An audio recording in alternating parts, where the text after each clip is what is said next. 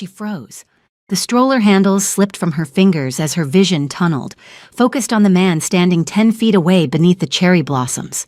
Minho.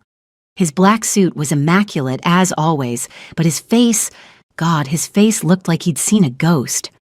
Soyeon? His voice cracked on her name.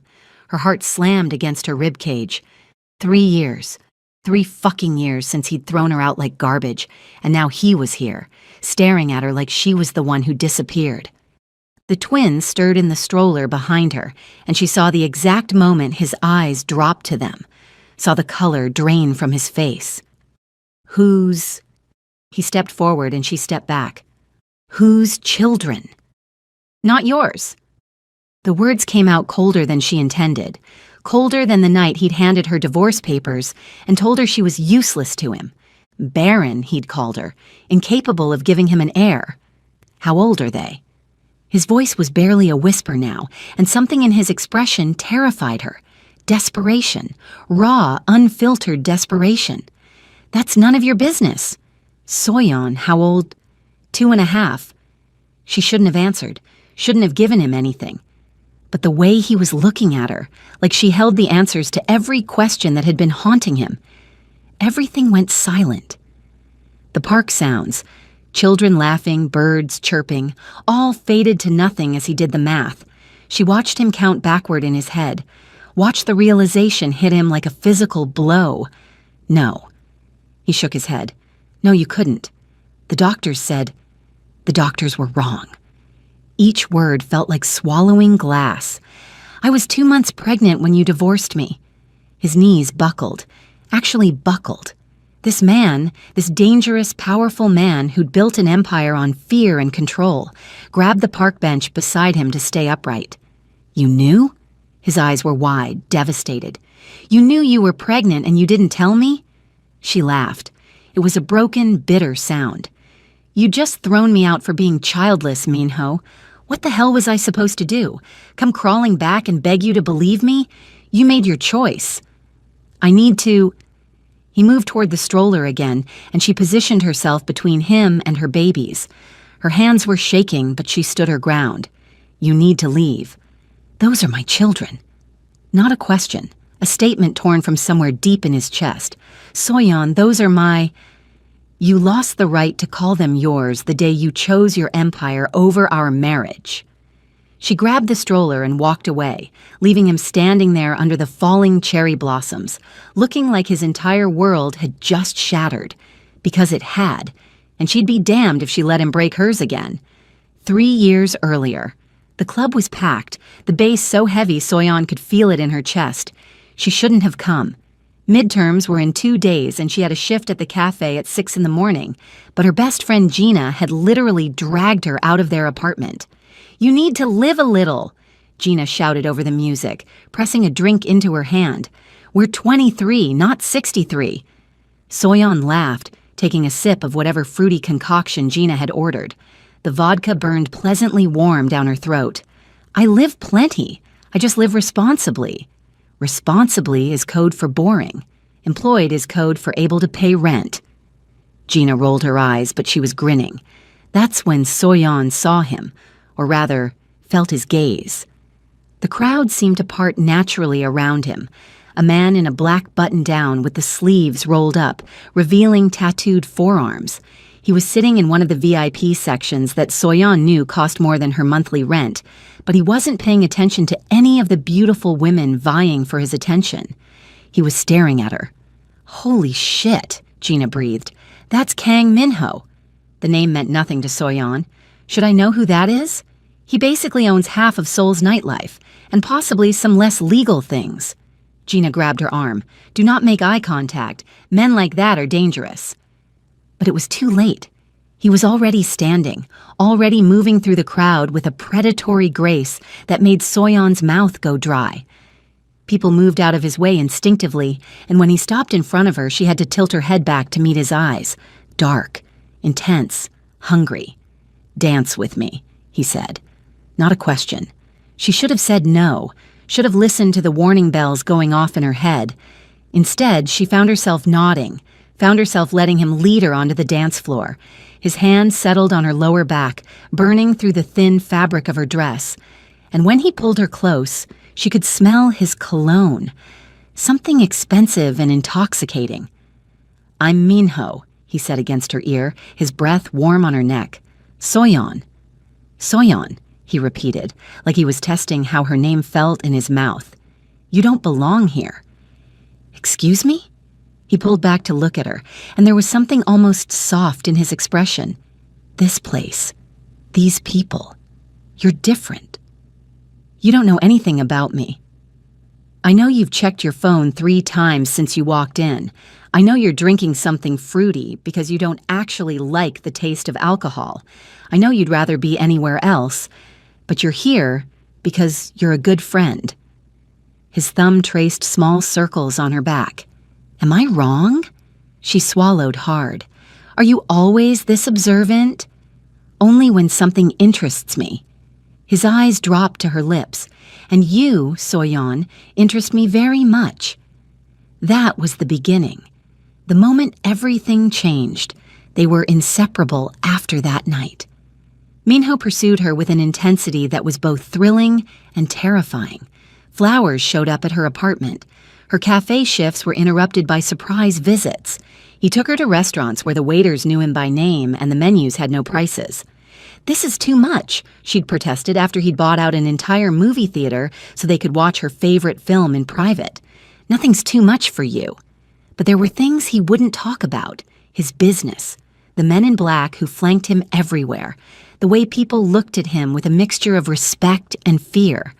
Soyeon told herself it didn't matter, that whatever he was involved in didn't change how he made her feel. Cherished, protected, alive. 2 months in, she met his family. His father was a cold, calculating man who looked at Soyeon like she was a business acquisition. His mother was elegant and distant, sipping tea with practiced grace while asking Soyeon about her background and family connections. The dinner was excruciating. Afterward, in the car, Minho had gripped the steering wheel so hard his knuckles turned white. "I'm sorry," he said. "It's fine. It's not fine. He exhaled sharply. "My world is complicated, Soyeon.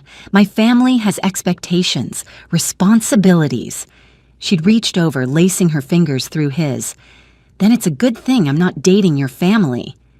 He'd looked at her then with such raw emotion it stole her breath. "I love you."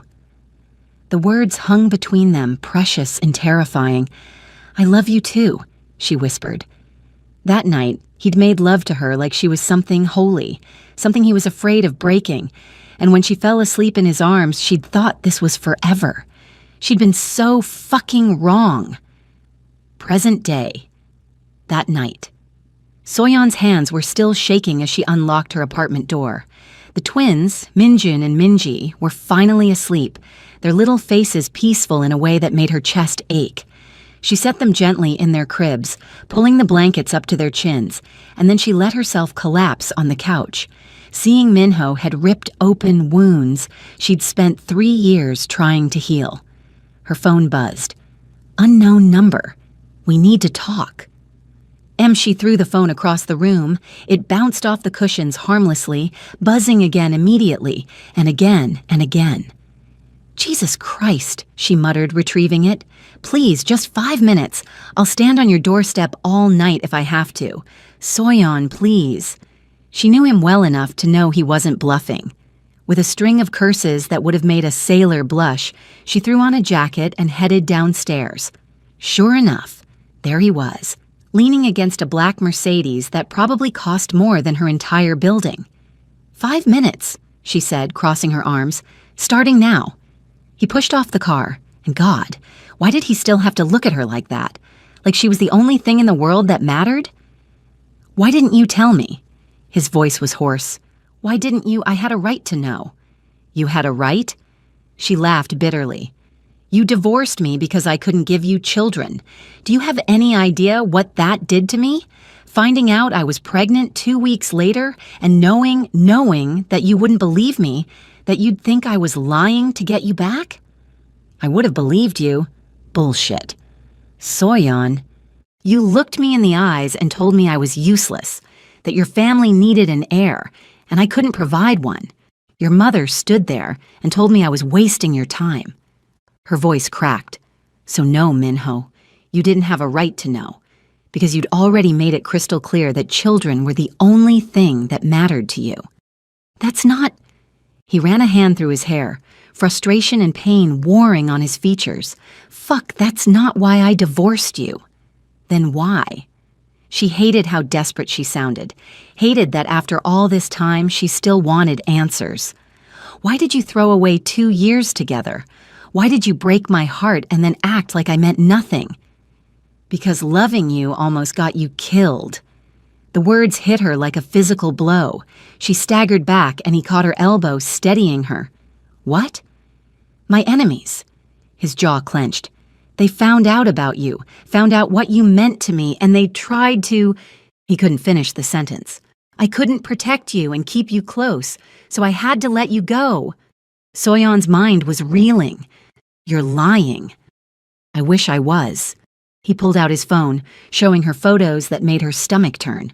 Photos of herself, at the cafe, walking home from class, entering her apartment, all taken without her knowledge, all dated from 3 years ago. "They were watching you, planning to take you to get to me, so I made them think you meant nothing, made everyone think I'd thrown you away like garbage." His voice broke. "It killed me, Soyeon, every single day, but you were safe, and that was all that mattered." She couldn't breathe, couldn't think. "You could have told me. We could have figured something out." "There was nothing to figure out. As long as you were connected to me, you were a target." He stepped closer. "But now, God, Soyeon, now I find out I have children, and I can't walk away again, even if I should." "Minho, I'm not asking you to forgive me. I'm not even asking you to let me back into your life." His eyes were shining with unshed tears. "But those children are mine, and I will protect them with everything I have, even if it means protecting them from me." Before she could respond, he was gone, sliding into his Mercedes and disappearing into the night, leaving Soyeon standing on the sidewalk with her entire understanding of the past 3 years shattered around her feet. 2 days later. "He said what?" Gina nearly spit out her coffee. They were at their favorite cafe, not the one Soyeon used to work at, thank God. The twins were with Soyeon's mother for the afternoon, which meant she could actually have a conversation without being interrupted by demands for juice or cartoons. "He said he divorced me to protect me." Soyeon stirred her latte mechanically. "That his enemies were going to use me against him." "And you believe him?" "I saw the photos, Gina. Someone was stalking me. I had no idea." She shuddered. "What if they'd gone after the twins? What if—" Gina reached across the table, gripping her hand. "But they didn't. You're safe. The babies are safe. And maybe he's telling the truth. Or maybe he's manipulating me. The Minho I remember worshipped the ground you walked on. He looked at you like you hung the fucking moon." Gina leaned back. "Men like that don't just fake emotions that intense." Soyeon wanted to believe that. God, she wanted to believe that the past 3 years of pain had been for a reason, that he'd actually loved her enough to let her go.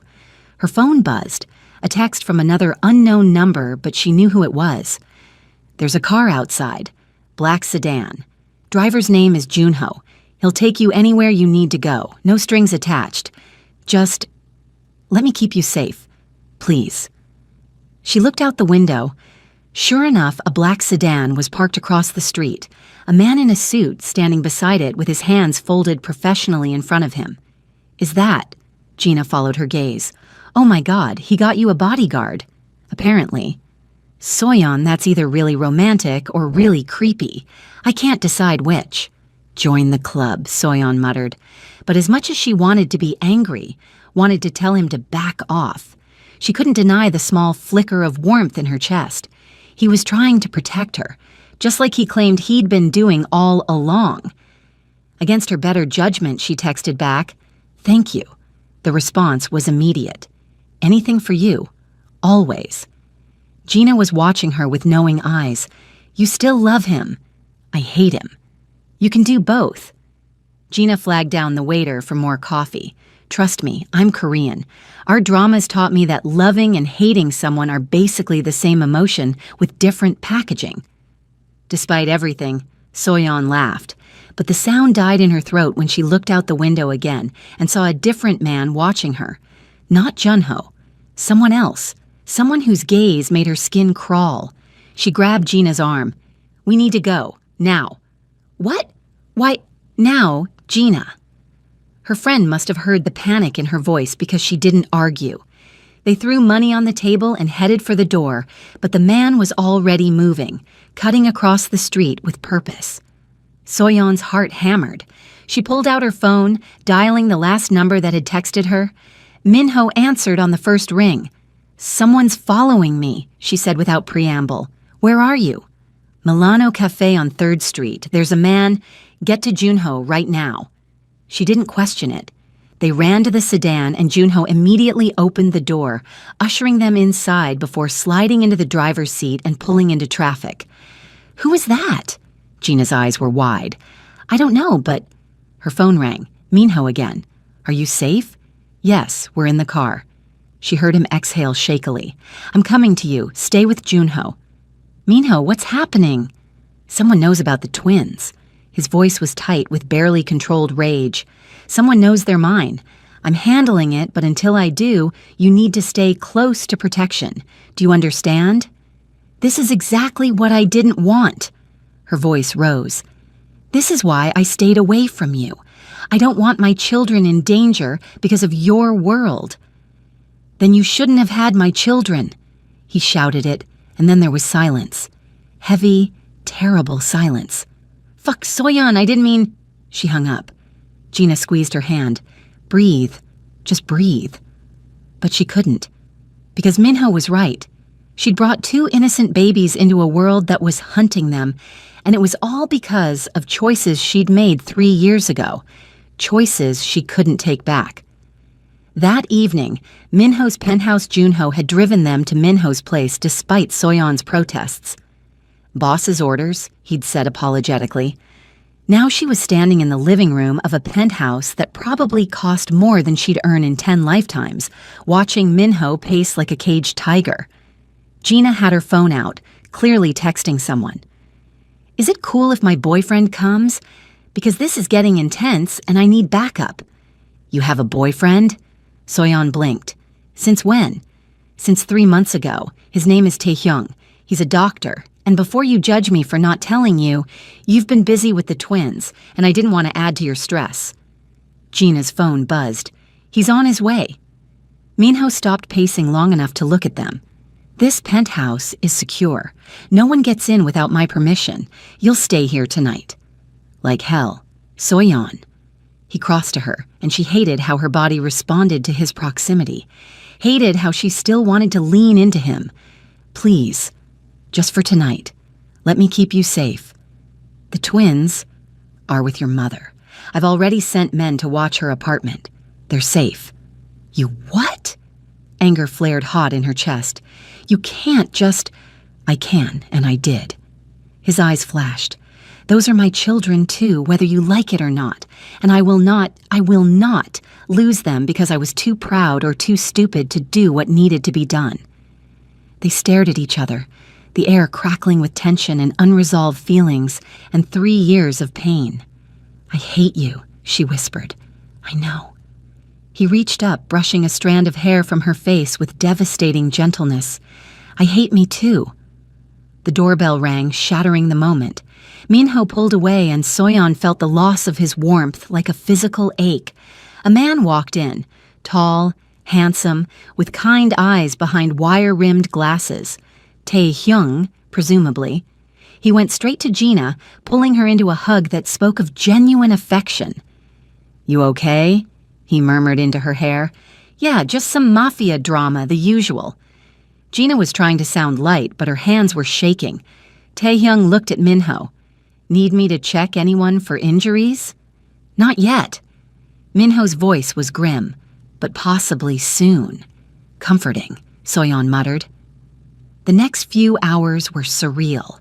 Minho made phone calls in rapid Korean, his voice sharp and commanding. Tae-hyung ordered food delivery. Apparently being friends with a Mafia boss meant you got restaurant-quality meals at 10 p.m. Gina tried to keep the mood light, but tension hung over everything like a storm cloud. It was after midnight when Soyeon found Minho on the balcony, staring out at the Seoul skyline.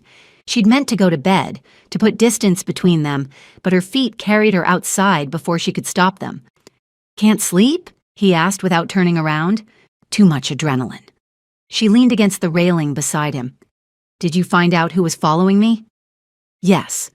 And he won't be following anyone anymore. The coldness in his voice sent a shiver down her spine.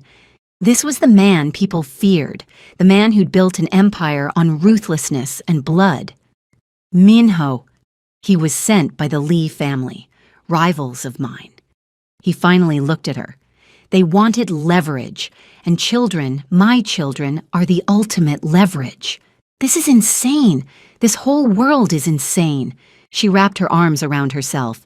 I can't raise Minjun and Minji like this. I can't have them looking over their shoulders their entire lives.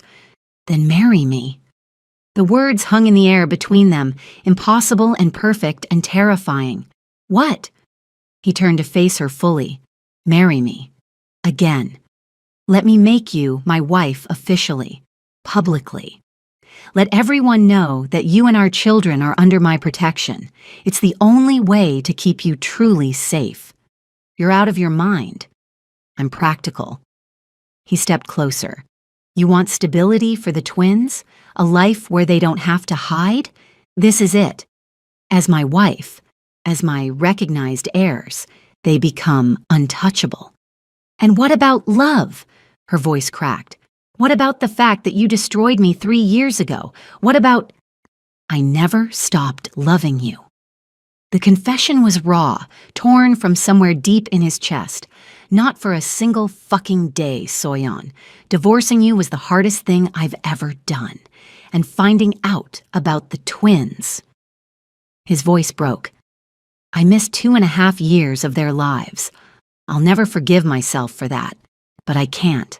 I won't miss anymore. Tears were streaming down her face now. You hurt me. I know. You made me feel worthless. I know. I don't know if I can trust you again. He reached up, cupping her face with both hands, his thumbs brushing away her tears. Then let me earn it.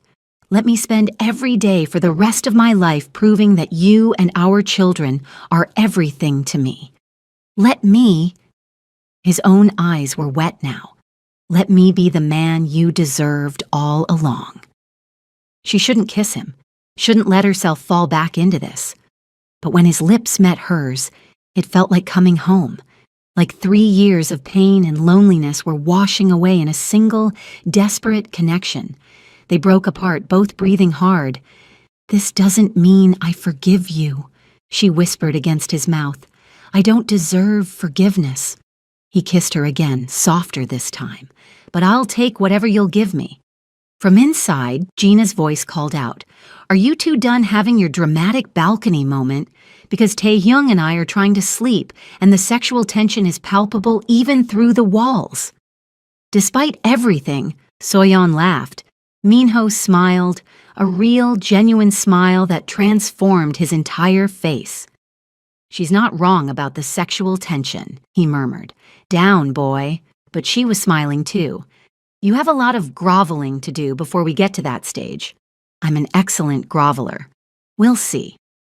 1 week later, Soyeon had agreed to stay at the penthouse temporarily, which apparently meant Minho had child-proofed the entire place, bought enough toys to stock a daycare, and hired a full-time nanny who looked like she could double as a bodyguard.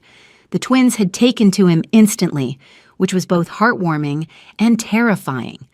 Appa! Minjun toddled over to Minho, holding up a toy truck. Her son, their son, had started calling Minho Daddy after exactly 3 days. Minho scooped him up, and the look on his face made Soyeon's chest tight. Pure, unfiltered love. You want to show me your truck? Is it fast? Fast, Minjun agreed enthusiastically. Minji was more reserved, watching Minho with curious eyes from her spot on the carpet. But slowly, over the week, she'd warmed up to him. Now she let him read her bedtime stories, her small hand clasped in his massive one. He's good with them, Gina observed.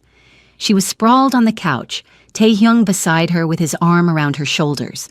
They'd become regulars at the penthouse, and Soyeon was grateful for the buffer their presence provided. Too good, Soyeon muttered. It's going to break their hearts if this doesn't work out. It'll work out. Taehyung adjusted his glasses. I've seen the way he looks at you. That's not a man who's going to screw this up twice. You barely know him. I know people. It's kind of my job. He smiled. And Minho is many things.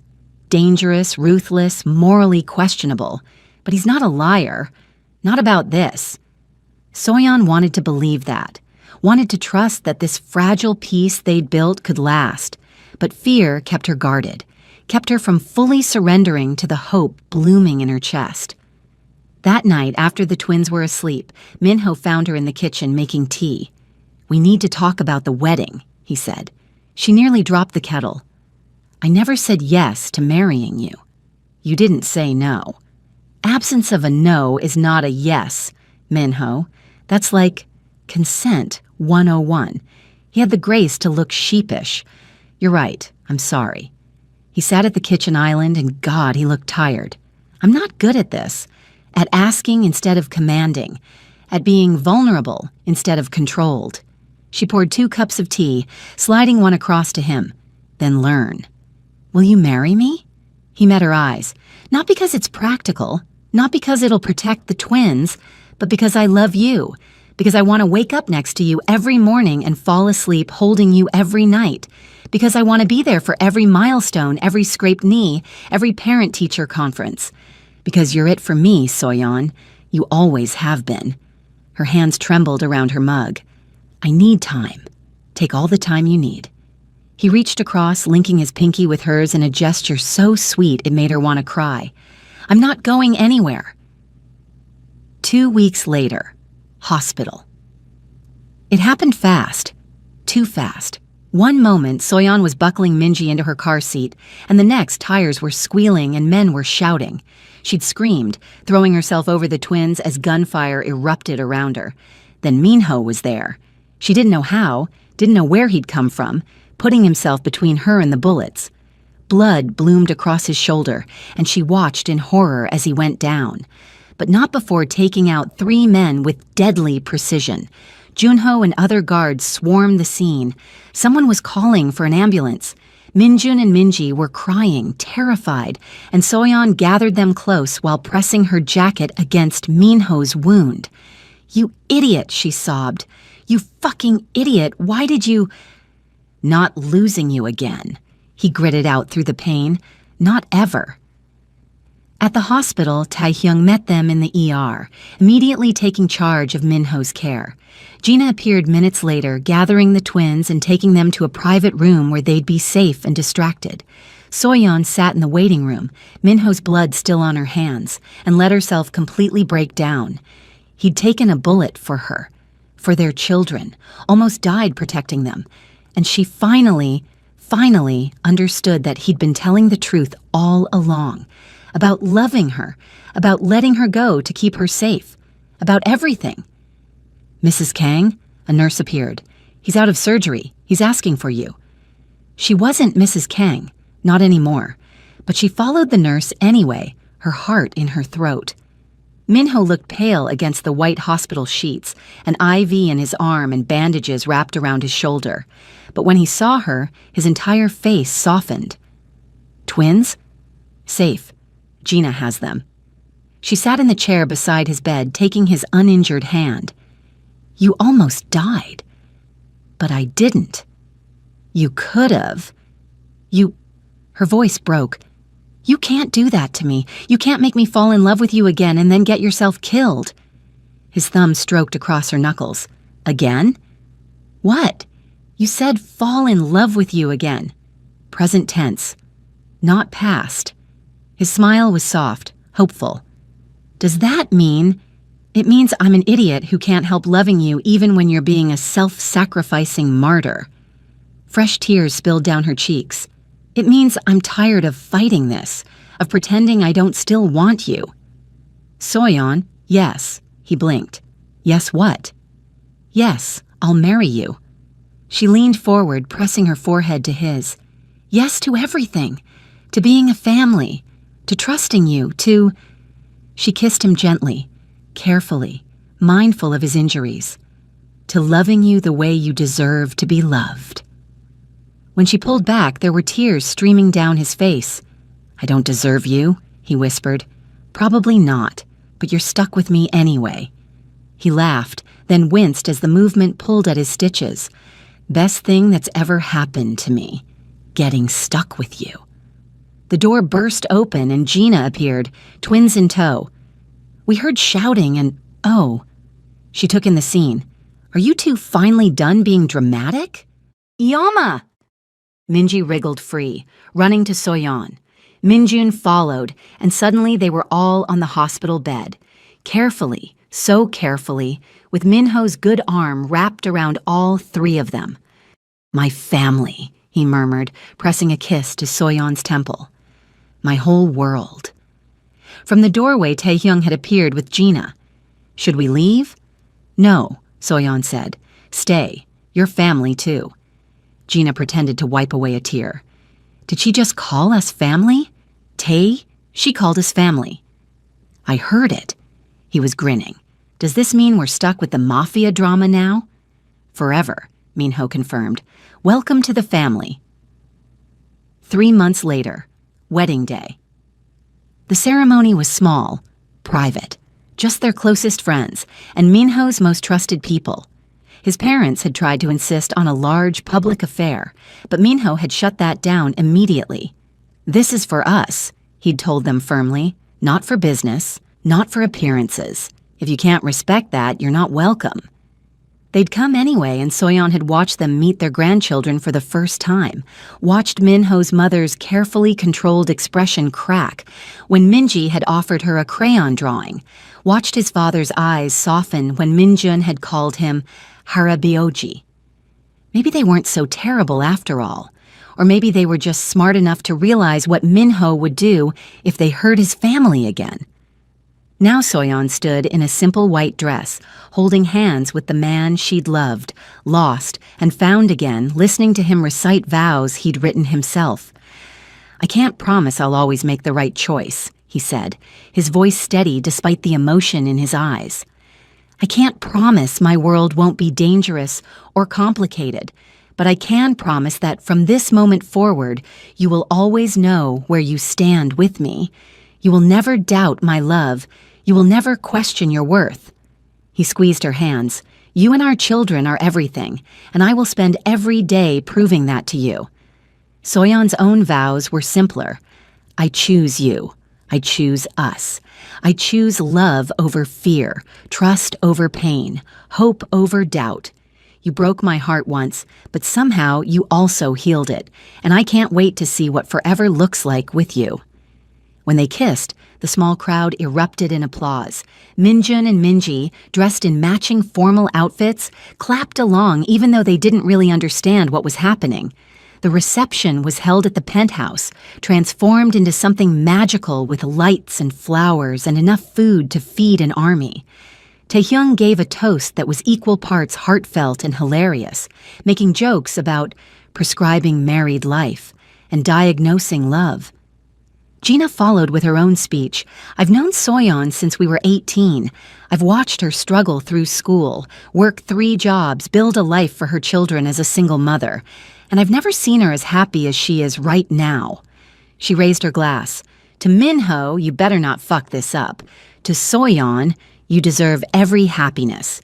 And to the twins, welcome to having a dad who's slightly terrifying, but absolutely devoted. Everyone drank to that. Later, when the party had wound down and the twins were asleep in their room, Minho pulled Soyeon onto the balcony where he'd proposed all those weeks ago. Mrs. Kang, he murmured against her ear. How does it feel? Terrifying, she admitted. Perfect, right. All of the above? All of the above. They stood there, wrapped in each other's arms, watching the city lights twinkle below. Inside, Gina was laughing at something Taehyung said. Junho and the other guards were cleaning up with surprising domesticity. The twins slept peacefully, safe and loved. "Thank you," Minho whispered. "For what?" "For giving me another chance, for letting me be their father, for—" His voice caught. "For being strong enough to survive when I was too weak to stay." She turned in his arms, cupping his face. "We're both stronger now. Together." "Together," he agreed. And when he kissed her, it tasted like promises kept and futures built, and love that had survived everything thrown at it. 6 months later. Epilogue. "Minjun, don't eat that." Soyeon lunged across the living room, extracting what looked like a crayon from her son's mouth. He pouted but didn't fight her, used to his mother's constant vigilance. "He's testing boundaries," Gina observed from her spot on the couch. She was noticeably rounder now, 4 months pregnant with her and Taehyung's first child. "It's developmentally appropriate." "It's developmentally annoying," Soyeon muttered, but she was smiling. Minji was in the corner, carefully arranging her toy kitchen, a look of intense concentration on her face that reminded Soyeon so much of Minho it hurt. Speaking of whom... The door opened and her husband walked in, immediately surrounded by toddlers demanding his attention. "Appa, Appa, I made food!" Minji held up a plastic egg. "The best food," Minho declared seriously, pretending to eat it. "Delicious."